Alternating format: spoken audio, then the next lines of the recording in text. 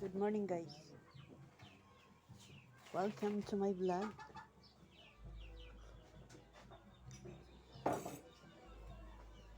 Available na ang pisonet ko. Dadagdagan pa mamaya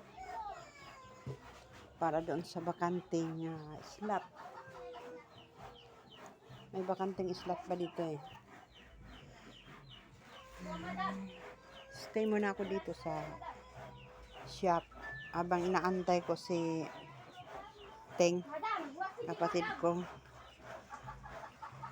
Bibili lang ako ng sabit-sabit. Pupunta ako ng palengke para bibili ng sabit-sabit. Magmamadali lang ako. Kasi hindi pwede iwan ng matagal. Tapos yung anak ko tulog pa.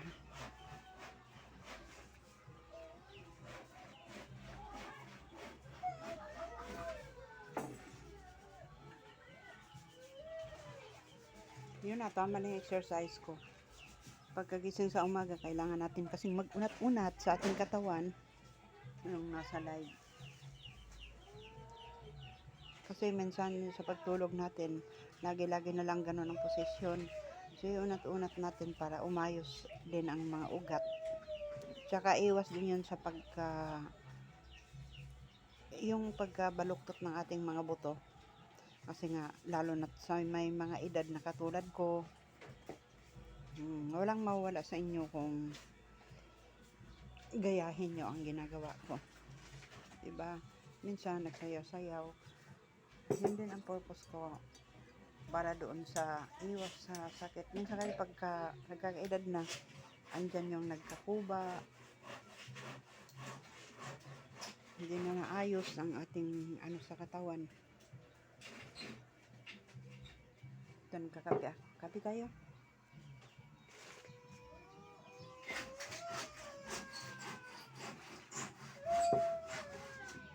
Coffee! Come here. Here's your coffee.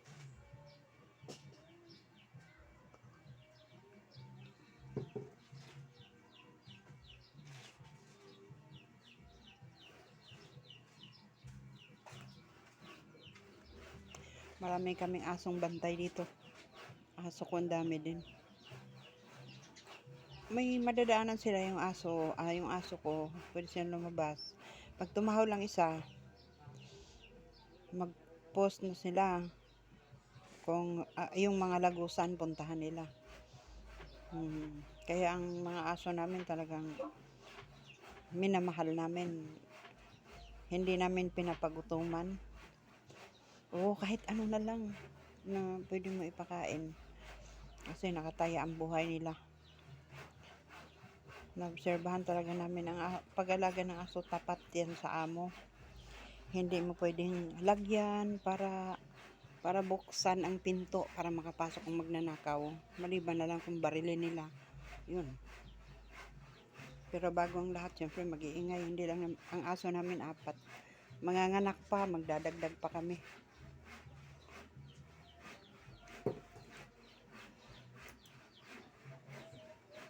Pag may malaking lahi, i-training ko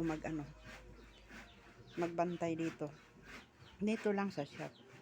Pero yung isa nag-ano na eh. Dito siya lagi.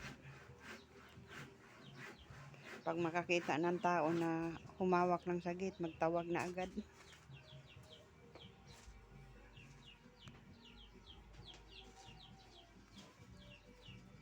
Ayan no. Wala pang naglalaro sa maga pa. Mamaya pa kong bubukas at saka hindi ko bubuksan pagka hindi pa ko ready.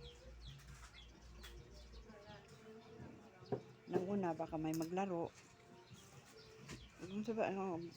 Baka may maglaro tapos biglang lumabas ang anak ko. So hindi talaga pwede. Tsaka na pag ready na ako. Kung may bibili, doon lang sa window.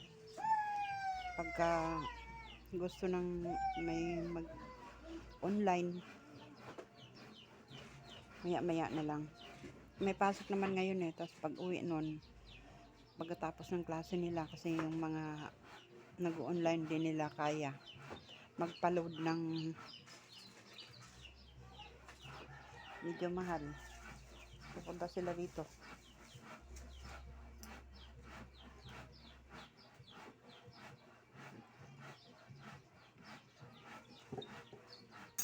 Sobrang init ngayon, tapos nagkakape ako.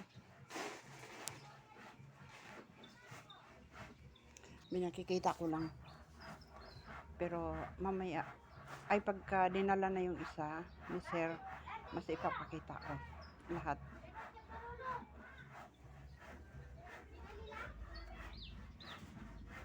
Yan na yata yung kapatid ko, dumating na. Sige guys, alis muna ako. Ingat, ingat kayo palagi. Ako'y bumabati ng magandang umaga sa inyong lahat.